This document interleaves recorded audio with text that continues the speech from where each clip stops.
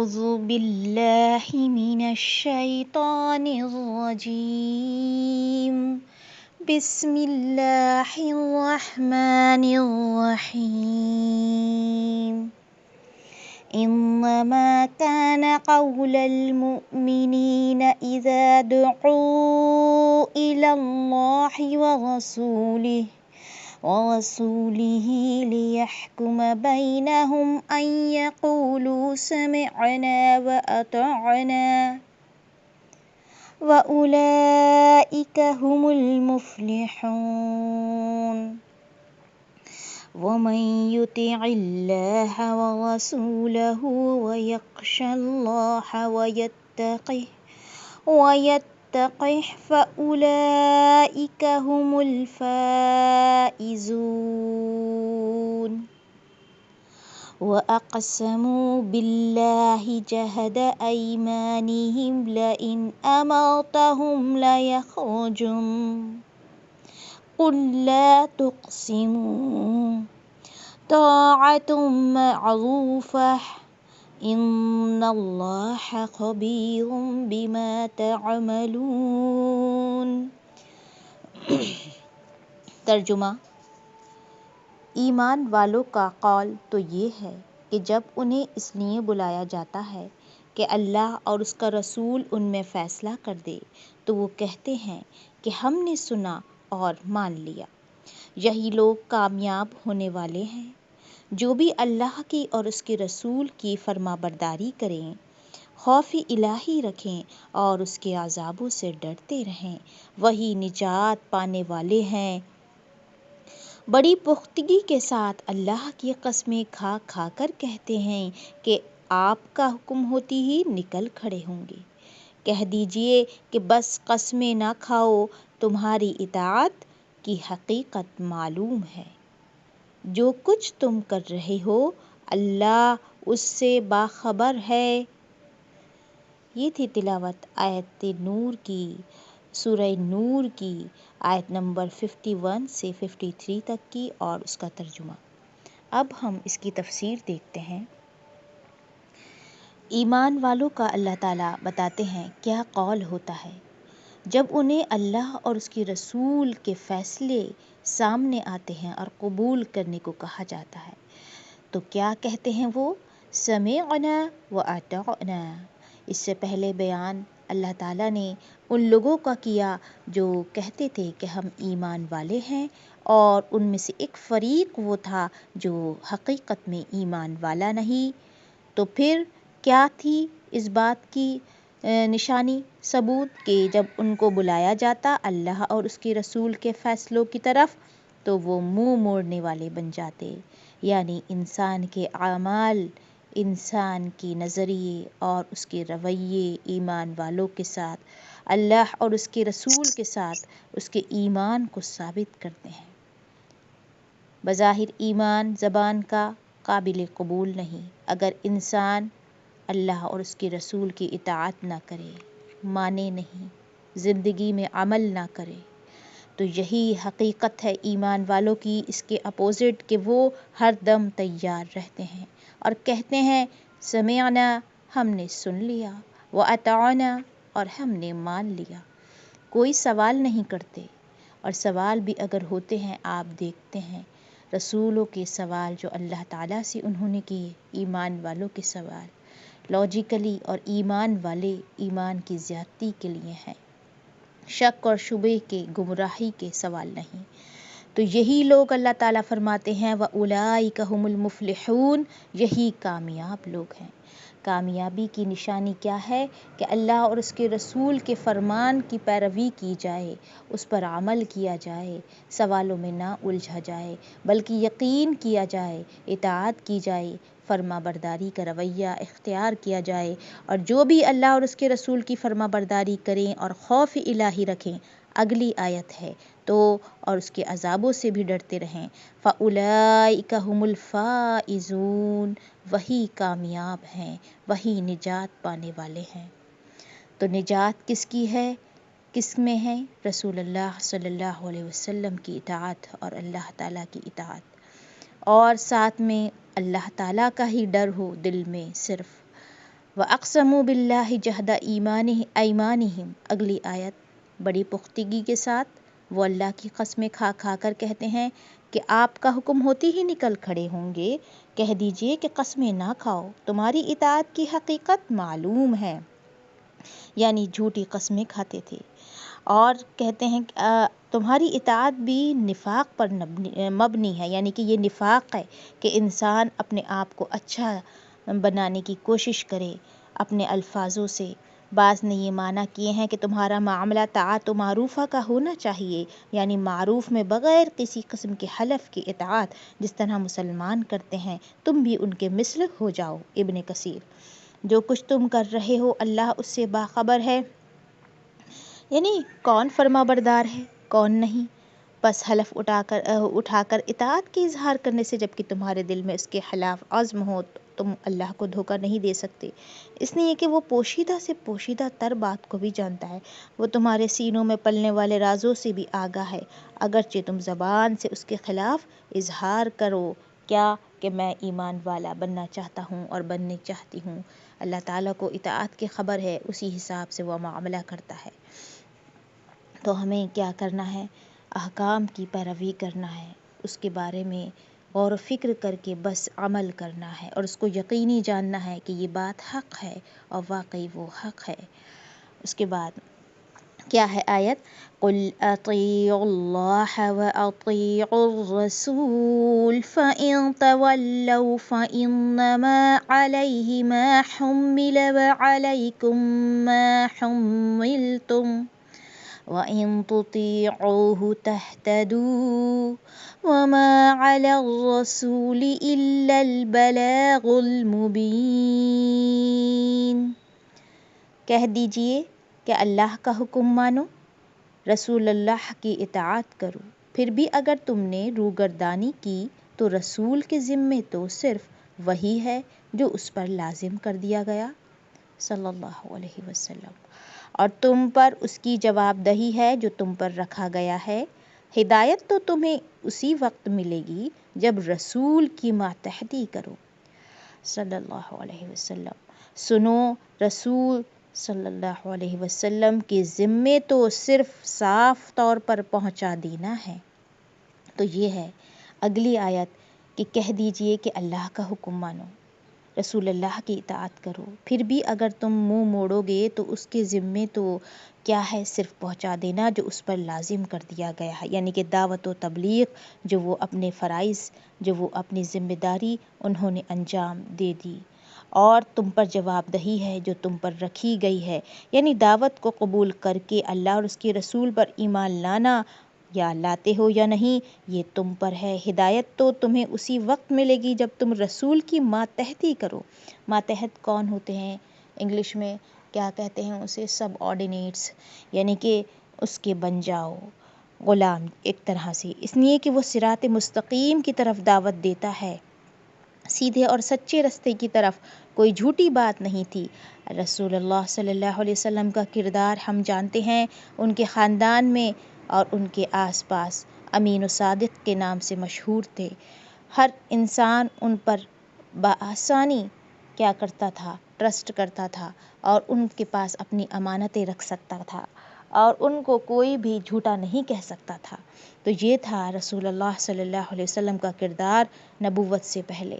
تو پھر کیا ہے کہ ان کو مشکل کہ وہ ان کی نہ مانتے، بس یہی کہ وہ ہمارے بیچ میں اس کو کیسے رسول بنا دیا گیا، ہمارے بیچ اس کو کیسے پسند کر لیا گیا، اور ہم ہیں دنیا کے مال و عزت والے لوگ، ہمارے پاس کیوں نہ نبوت آئی، ہمارے پاس کیوں نہ یہ عزت آئی، اور اپنی اسی انا میں اپنی کچھ لوگ باپ دادا کے دین کی پیروی میں کیا ہو گئے؟ دین سے، اصل دین سے دور ہو گئے، کیونکہ وہ انہی رسوم و رواج کی پیروی کرنے لگے جو ان کے باپ دادا چھوڑ کر گئے تھے۔ تو یہ ہے رسول کا ذمہ جو انہوں نے پورا کیا، اور یہ ہے بندوں کے ذمے کہ کیا اب اللہ کی اطاعت کرتے ہیں یا اس کے رسول کی پیروی ساتھ میں کرتے ہیں یا نہیں۔ پھر ہے کہ کیا وعدہ کیا گیا ایمان والوں سے کہ ان کو اللہ تعالیٰ بھی کیا دے گا۔ اگلی آیت میں بتایا گیا وعد اللہ الذین آمنوا منکم وعملوا الصالحات لیستخلفنہم فی الارض کما استخلف الذین من قبلہم وَلَيُمَكِّنَنَّ لَهُمْ دِينَهُمُ الَّذِي ارْتَضَىٰ لَهُمْ وَلَيُبَدِّلَنَّهُم مِّن بَعْدِ خَوْفِهِمْ أَمْنًا يَعْبُدُونَنِي لَا يُشْرِكُونَ بِي شَيْئًا وَمَن كَفَرَ بَعْدَ ذَلِكَ فَأُولَٰئِكَ هُمُ الْفَاسِقُونَ۔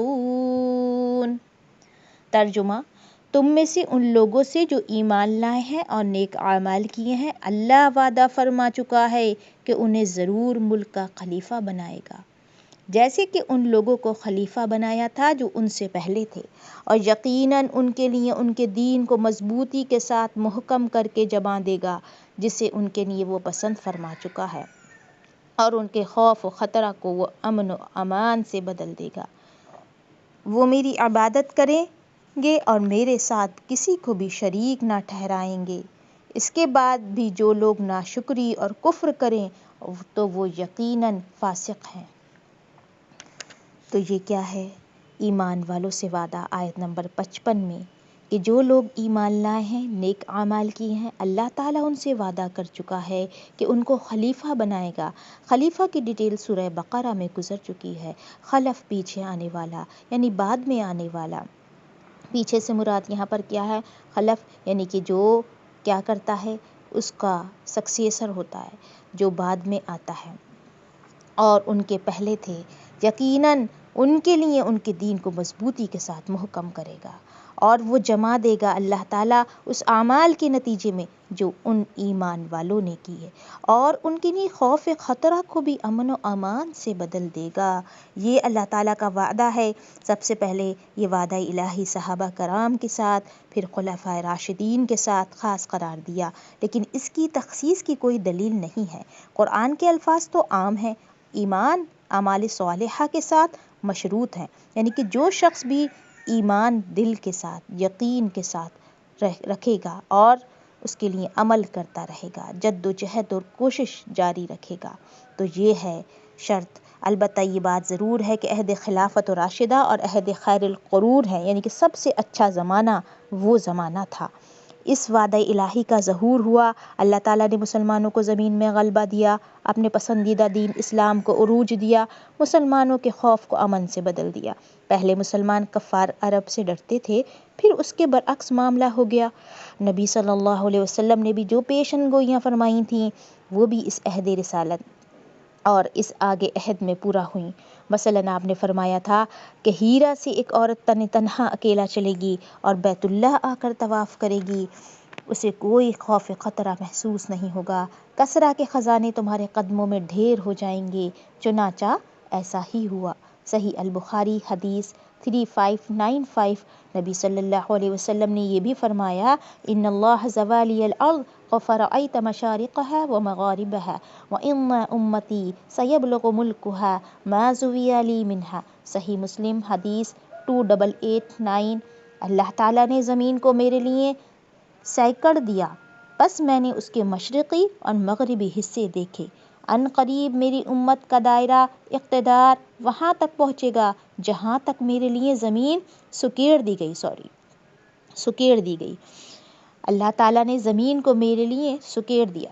تو حکمرانی کی یہ وسعت، یعنی کہ اللہ تعالیٰ نے اللہ کے رسول کو یہ چیز دکھائی کہ یہ زمین اللہ تعالیٰ نے اس کے رسول کے جو زمانے ہیں تو سکیڑنا شروع کیا۔ اور آج یہ سائنٹیفکلی انوائرمنٹل سائنس آپ اگر پڑھے ہوئے ہیں تھوڑے سے تو یہ بات پتہ چلے گی کہ زمین کی جو ہے یہ ماس گھٹتا چلا آ رہا ہے، یعنی کہ کچھ لینڈ سلائڈنگ کی وجہ سے، لینڈ سلائڈنگ اس کی ایک وجہ ہے، اور کچھ جو نیچرل ڈیزاسٹر ہو رہے ہیں اس کی وجہ سے زمین کی کیا ہے، زمین کا جو ماس ہے وہ کم ہوتا جا رہا ہے۔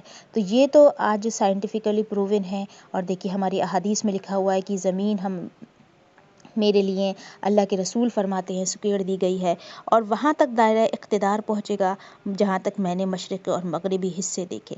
حکمرانی کی یہ وسعت مسلمانوں کے حصے میں آئی بھی، فارس و شام و مصر و افریقہ دیگر دور دراز کے ممالک فتح ہو چکے اور کفر و شرک کی وجہ سے توحید و سنت کی مشعلیں ہر جگہ روشن ہو گئیں۔ اسلامی تہذیب و تمدن پھر جو ہے عالم میں چاروں طرف پھیلا گیا۔ لیکن یہ وعدہ چونکہ مشروط تھا، جب مسلمان ایمان میں کمزور ہونے لگے، اعمال صالحہ میں کوتاہی کرنے لگے، تو اللہ تعالیٰ نے ان کی عزت کو ذلت میں بدل دیا اور ان کے اقتدار آج دیکھیے، اور غلبے کو غلامی میں بدل دیا اور امن و استحکام کو خوف و دہشت میں بدل دیا۔ آج یہ مسلمان کہیں پر بھی باعزت نہیں ہے۔ تو یہ ہے مسلمانوں نے ایمان اور اسلام کی جو استقامت اور جد و جہد تھی وہ چھوڑ دی اور اخلاص سے کام نہ لیا۔ بظاہر مسلمان ہیں لیکن اس میں کوئی ایمانی قربانی نہیں کہ جس میں وہ خالص اللہ تعالیٰ کے لیے کام کریں۔ اللہ تعالیٰ ہماری حفاظت فرمائے، کیونکہ ہمارا عمل بھی اس سے کچھ بعید نہیں ہے۔ اس کے بعد کیا ہے؟ پھر اللہ تعالیٰ حکم دیتے ہیں کہ کیا کرو، یعنی میں نے تو خلیفہ بنایا، میں نے تو وعدہ کیا ایمان والوں سے کہ وہ تو جمع دے گا تمہارے قدموں کو، تمہیں خوف کے بدلے امن دے گا۔ اور یہ مثال ہم پچھلی ہسٹری میں اسلامک دیکھ چکے ہیں، لیکن پھر بھی اللہ تعالیٰ نے فرما دیا کہ یقیناً فاسق لوگ بھی ہوں گے جو کفر کریں گے، یعنی کہ اس میں سب ایک نہیں ہوں گے۔ تو کیا کرنا ہے؟ وَأَقِيمُوا الصَّلَاةَ وَآتُوا الزَّكَاةَ وَأَطِيعُوا الرَّسُولَ لَعَلَّكُمْ تُرْحَمُونَ لا تحسبن الذين كفروا معجزين في الأرض ومأواهم النار ولبئس المصير۔ ترجمہ: نماز کی پابندی کرو، زکوٰۃ ادا کرو، اللہ کے رسول کی فرما برداری میں لگے رہو تاکہ تم پر رحم کیا جائے۔ یہ خیال آپ کبھی بھی نہ کرنا کہ منکر لوگ زمین میں ادھر ادھر بھاگ کر ہمیں ہرا دینے والے ہیں۔ ان کا اصلی ٹھکانہ تو جہنم ہے جو یقیناً بہت برا ٹھکانہ ہے۔ تو یہ دو آیات، آیت نمبر 56 اور 57 کی تلاوت اور ترجمہ کہ کیا کرو؟ وَأَقِيمُوا الصَّلَاةَ، نماز کو قائم کرو، زکوٰۃ دیتے رہو، اور سب سے تیسرا حکم بڑا کہ اللہ کے رسول کی اطاعت کرو۔ یہ لازم ہے۔ کس کے ساتھ؟ نماز و زکوٰۃ کے ساتھ، جس کو آج ہم بھولے ہوئے ہیں۔ یعنی کہ کیا اللہ کے رسول کے معمولات تھے، کیا ان کے اخلاقیات تھے، اس کو ہم اپنانا ضروری نہیں سمجھتے، غفلت برتتے ہیں، جبکہ نماز و زکوٰۃ کے ساتھ برابر یہ حکم ہے کہ کیا اطاعت رسول میں ہماری کوئی کوشش ہے؟ تو یہ کیا ہے؟ ذریعہ ہے لعلکم ترحمون۔ آخری الفاظ ہیں آیت نمبر 56 کے، تاکہ تم پر رحم کیا جائے۔ ہم سب اللہ تعالیٰ کی رحمت کے متلاشی ہیں، ہم سب اللہ تعالیٰ سے رحمت کی دعائیں کرتے ہیں۔ ہماری دعائیں جو قبول نہیں ہوتی، ایسا نہ ہو کہیں اس کی وجہ اطاعت رسول میں کمی ہو، زکوٰۃ کی ادائیگی میں کمی ہو، یا پھر نمازوں میں اخلاص کی، للہیت کی کمی ہو۔ اللہ تعالیٰ ہم پر رحم فرمائے، ہمیں ہدایت عطا فرمائے۔ تو ضرور ہمیں یہ کوشش کرنا ہے نماز کی استقامت، نماز کے ارکان و واجبات اور زکوٰۃ کی ادائیگی کے ساتھ ساتھ اپنی زندگی میں وہ طور طریقے اختیار کرنا ہے جو طریقہ رسول اللہ چھوڑ کر گئے ہیں، اس طریقے پر غور کرنا ہے، اس طریقے کا علم حاصل کرنا ہے، اس طریقے پر زندگی کو لے کر آنا ہے۔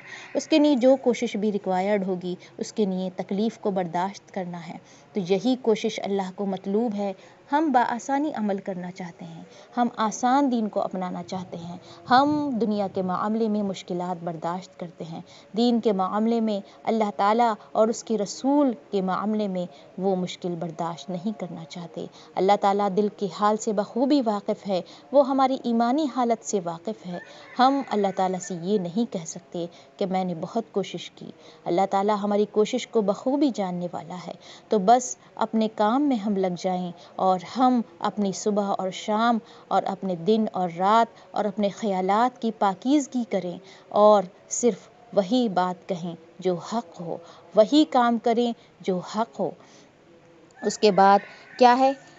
آخری یہ آیت ہے آج کی کہ یہ خیال آپ کبھی نہ کرنا کہ منکر لوگ زمین میں ہمیں ہرا دینے والے ہیں، یعنی کہ جو کوششیں ہیں، آج جو منکر مشرک لوگوں کے جو اقتدارات ہیں، جو اتھارٹیز ہیں ان کی، جو ان کا زمین میں ملکیت ہے، جو پراپرٹیز ہیں ان کی، جو ان کی لیڈرشپ ہے، وہ دیکھ کر یہ محسوس نہ ہو کہ اللہ تعالیٰ کو انہوں نے پیچھے چھوڑ دیا، اس کا حکم نہ چلا اور ان لوگوں کا حکم چلنے لگا۔ اللہ تعالیٰ فرماتے ہیں وَلَبِئْسَ الْمَصِيرُ وَمَأْوَاهُمُ النَّارُ، یہ آگ ان کا ٹھکانہ ہے جو بڑا برا ٹھکانہ ہے۔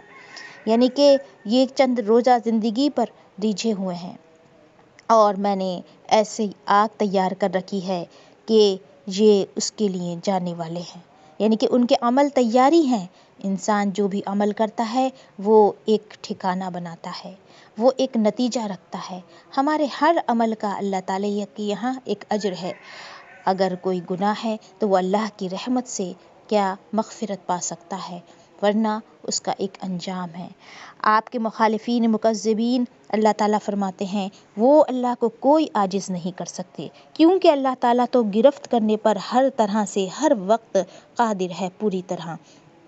تو اللہ تعالیٰ کے قبضہ قدرت سے کوئی بھی باہر نہیں ہے، چاہے بظاہر نظر کچھ وقت کے لیے نظر آتا ہے کہ وہ کچھ بھی جو چاہے کر سکتا ہے، کوئی کچھ نہیں کر سکتا۔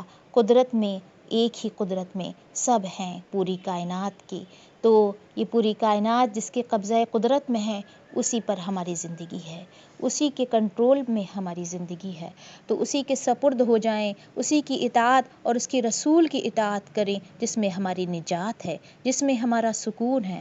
اللہ تعالیٰ سے دعا ہے کہ اللہ تعالیٰ ہمیں اپنا اطاعت گزار بنائے، اس کے لیے ہمارے دل کو ہدایت عطا کرے۔ جو دعائیں ہیں رسول اللہ صلی اللہ علیہ وسلم کی کیا ہیں وہ؟ اللہم اہدنا قلوبنا، اللہم اصلح لنا قلوبنا، اللہم ثبت قلوبنا علی الایمان، یا مقلب القلوب ثبت قلوبنا علی الایمان۔ یہ دعائیں پڑھتے رہیں، دعاؤں کے اثر سے بہت جو ہے انسان جلد تیار ہو جاتا ہے اور اللہ تعالیٰ اسے تیار کر لیتے ہیں۔ تو ہمارا کام عمل کے دوران دعائیں اخلاص کے ساتھ کرتے رہنا ہے، تو وہ چیز آسان ہو جائے گی۔ بقیہ سب اللہ تعالیٰ کے ہی ہاتھ میں ہے، اس پر کوئی ہمیں انرجی ویسٹ نہیں کرنا ہے، اپنے آپ کے اوپر کوئی ایکسٹرا پریشر نہیں لینا ہے کہ ایسا کیوں نہیں کیا جو میں نے کوشش کی تھی۔ یہ رزلٹ اور نتیجہ اللہ کے ہاتھ میں ہے۔ وآخر دعوانا ان الحمد للہ رب العالمین۔ سبحانک اللہم نشہد